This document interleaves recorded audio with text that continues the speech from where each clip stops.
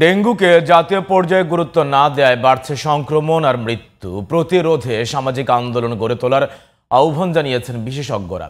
করোনার মতো সাধারণ মানুষকে সম্পৃক্ত করে একযোগে পুরো দেশে পরিচ্ছন্নতা অভিযান পরিচালনার তাগিদ তাদের। আহমদ অনিকের রিপোর্ট। দেশে প্রতি বছর ডেঙ্গুতে আক্রান্ত হচ্ছে হাজার হাজার মানুষ, মৃত্যুও হচ্ছে অনেকের।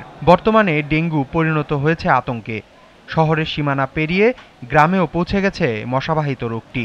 আর ডেঙ্গু রোগীর উপস্থিতি জানান দেয় এডিস মশার। কীটতত্ত্ববিদ কবিরুল বাশার জানান, দেশের প্রায় সব জেলায় পাওয়া গেছে এডিস মশা এবং বেশ কিছু স্থানে ঘনত্ব আছে বিপজ্জনক সীমায়।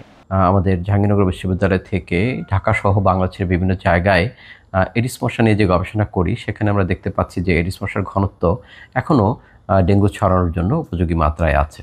চলতি বছর এখন পর্যন্ত ডেঙ্গুতে মারা গেছেন ২৫০ শতাধিক, আর হাসপাতালে ভর্তি হয়েছেন ৬২,০০০-এর বেশি মানুষ। ডেঙ্গু প্রতিরোধে সরকারের পক্ষ থেকে নানা পদক্ষেপের কথা বলা হলেও কাজের কাজ কিছুই হচ্ছে না। ডেঙ্গু আক্রান্ত ও মৃত্যুর সংখ্যা বেড়েই চলেছে। স্বাস্থ্য বিশেষজ্ঞ ডাক্তার মুশতাক হোসেন বলেন, সামাজিক আন্দোলনের মাধ্যমে ব্যাপক পরিচ্ছন্নতা অভিযান ছাড়া ডেঙ্গু পরিস্থিতি নিয়ন্ত্রণে আনা সম্ভব নয়। সার্বিকভাবে যদি আমরা পুরো বাংলাদেশে পরিষ্কার পরিচ্ছন্নতা অভিযান না করি, যেই জনবল আমাদের স্থানীয় সরকারে আছে খুবই প্রয়োজনের তুলনায় কম, সম্পদও প্রয়োজনের তুলনায় অনেক কম, তো সেখানে আপনি এত মানুষকে আপনি নিয়োগ করতে পারবেনও না। কিন্তু আমরা যদি কলকাতার উদাহরণ রাখি, তাহলে আমাদের সারা দেশে হাজার হাজার লক্ষ লক্ষ স্বেচ্ছাসেবককে কাজে লাগাতে হবে, যারা স্বেচ্ছাশ্রমে কাজ করবে। মশক নিধনে সরকারি কার্যক্রমের পাশাপাশি রাজনৈতিক সদিচ্ছাও প্রয়োজন বলে মনে করেন বিশেষজ্ঞরা। এজন্য সরকারের রাজনৈতিক সিদ্ধান্ত দরকার।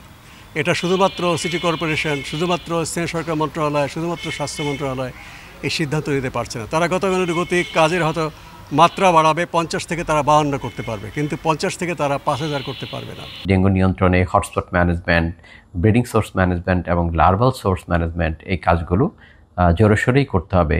সঙ্গে সঙ্গে জনগণকেও এই কাজে সম্পৃক্ত হতে হবে।